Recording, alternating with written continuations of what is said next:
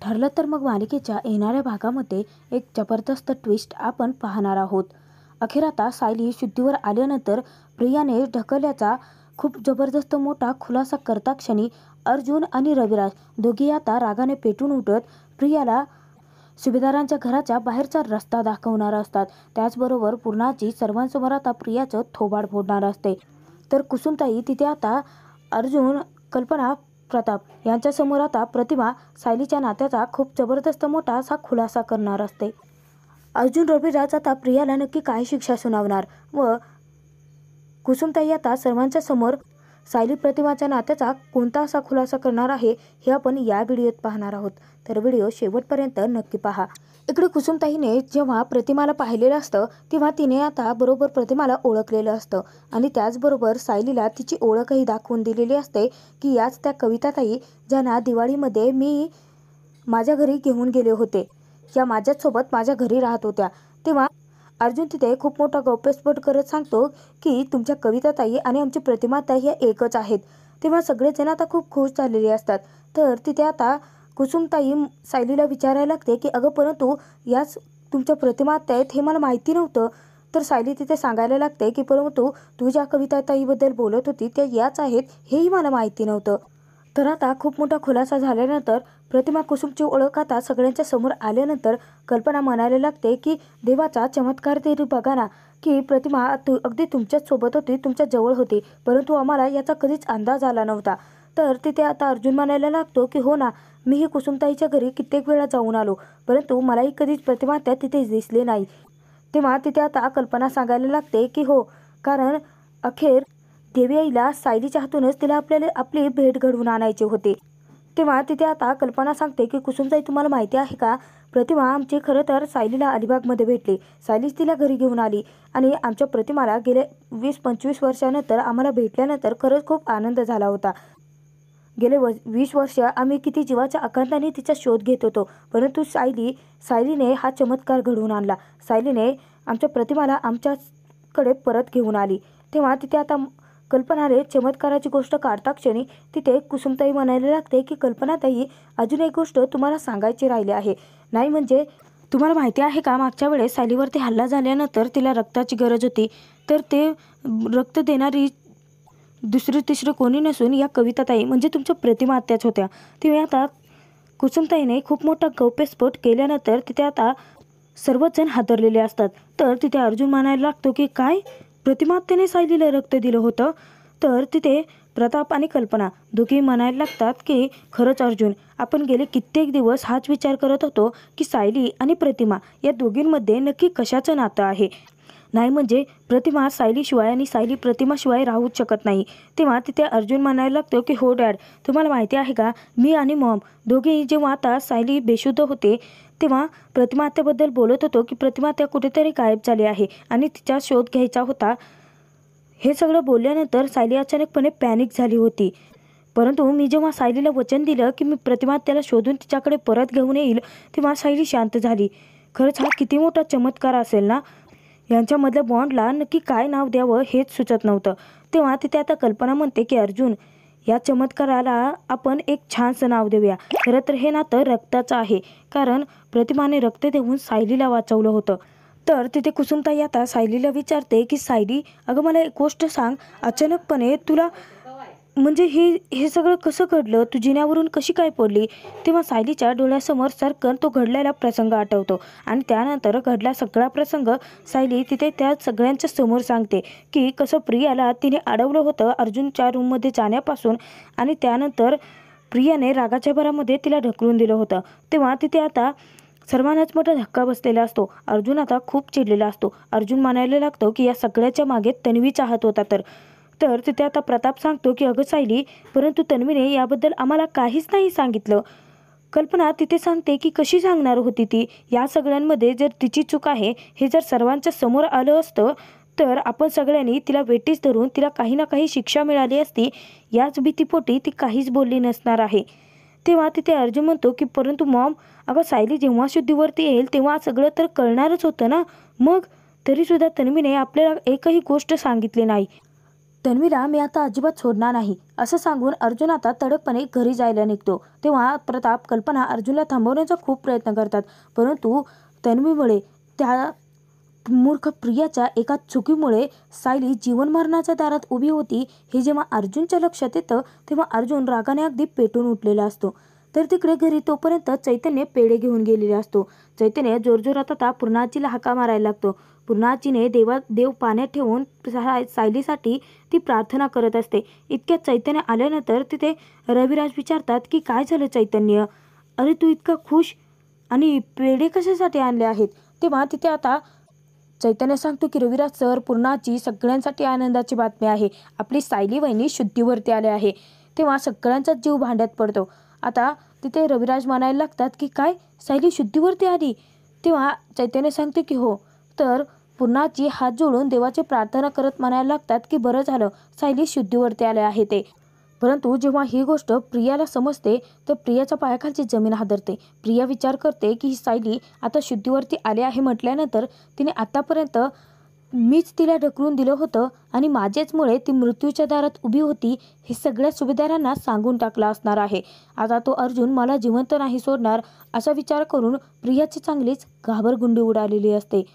आता प्रियाला सळो की पळो अशी अवस्था झालेली असते, कारण एकीकडून आता ती नागराज महिपतच्या जाळ्यात अडकलेली असते, कारण त्यांचा प्लॅन प्रियामुळेच फ्लॉप झालेला असतो. प्रियाने जर सायलीला ढकलूनच दिलं नसतं तर दहीहंडीच्या दिवशी घरात घुसून त्या महिपतच्या गुंडांनी प्रतिमेवरती हल्ला केला असता आणि प्रतिमाचा विषय कायमचा संपला असता असाच विचार आता प्रियाच्या मनोमन येत असतो. इतक्यातच जोरजोराच्या हाका मारत अर्जुन घरी आलेला असतो. तेव्हा तिथे आता पूर्णाजी म्हणायला लागते की अर्जुन, बरं झालं तू आलास. तुला माहिती आहे का, चैतन्य आत्ताच सांगितलं आम्हाला की सायली शुद्धीवरती आले आहे. बाळा ती कशी आहे. तेव्हा अर्जुन आता प्रियाकडे रागाने पाहत म्हणतो की पूर्णाजी, ज्या लोकांनी माझ्या सायलीवरती ही वाईट वेळ आणलीला त्यांना वाटत असेल की सायली संपली, परंतु सायली मृत्यूशी झुंज देऊन, मृत्यूला टक्कर देऊन आपल्यासाठी परत आले आहे. तेव्हा रविराज विचारतात की एक मिनिट अर्जुन, तुझ्या बोलण्याचा रोग काही कळत नाही आहे. नाही म्हणजे कोणाच्यामुळे सायली ही मृत्यूच्या दारात उभी होती. तेव्हा तिथे अर्जुन म्हणायला लागतो की सिनियर, मला विचारण्याऐवजी तन्वीलाच हे सगळं का विचारत नाही आहेस तू.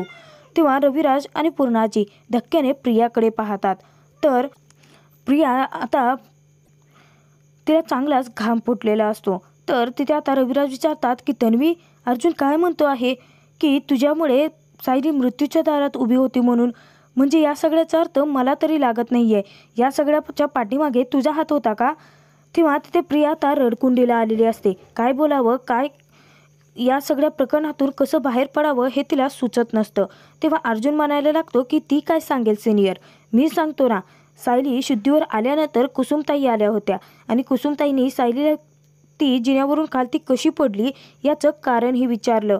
तेव्हा आम्हाला समजलं की तन्वी रात्रीचे 1 वाजता कृष्ण जन्माष्टमीच्या दिवशी सगळेजण झोपले असता आमच्या रूममध्ये यायला निघाली होती. तेव्हा सायलीने तिला अडवलं आणि तिला जाब विचारला की इतक्या उशिरा ती आमच्या रूममध्ये, तिला काय काम आहे.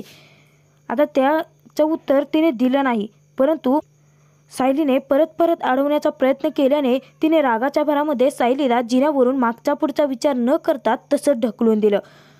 हे सगळं काही ऐकता क्षणी पूर्णाजीच्या पायाखालची जमीन हादरते.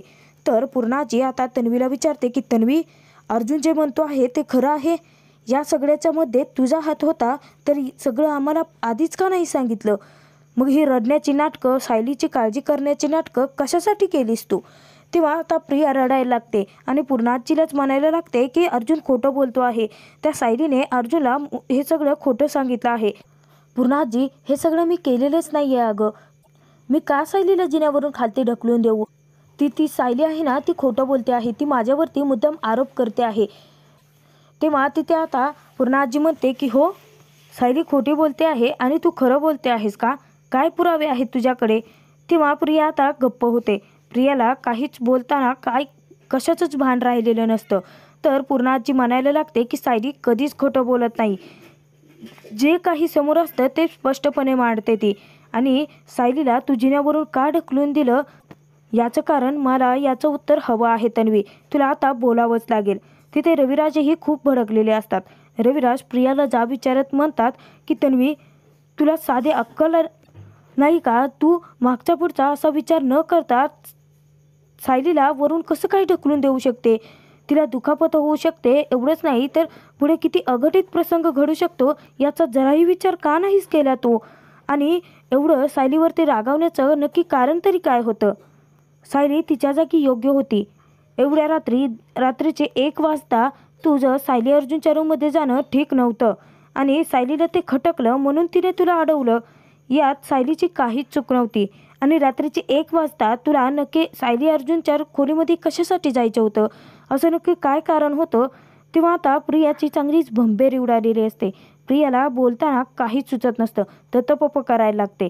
तिची चांगलीच बोबडी वळालेली असते. तेव्हा अर्जुन तिथे म्हणतो की मी सांगतो सिनियर की तन्वीचं नक्की काय काम होतं.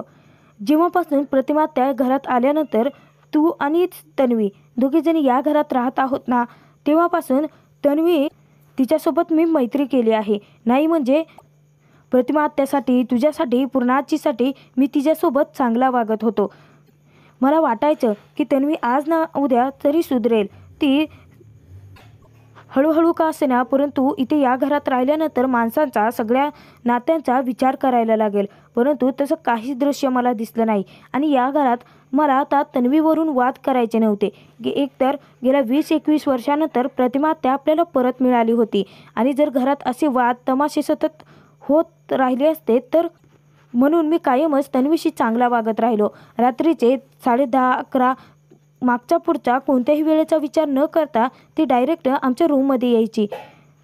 सायलीने 2-3 वेळा तन्वीला सांगितलंही होतं की ती दिवसा रूममध्ये येऊ शकते, परंतु रात्रीच्या वेळी नाही. आणि तन्वीने तिचं ऐकलंच नाही. मीही याच्यावरून आता वाद घालू शकत नव्हतो, कारण गेल्या कित्येक वर्षानंतर प्रतिमा आत्या आपल्याला परत मिळाली होती. त्यामुळे तुलाही आता प्रतिमा आत्यासोबत टाईम घालवायला मिळत होता.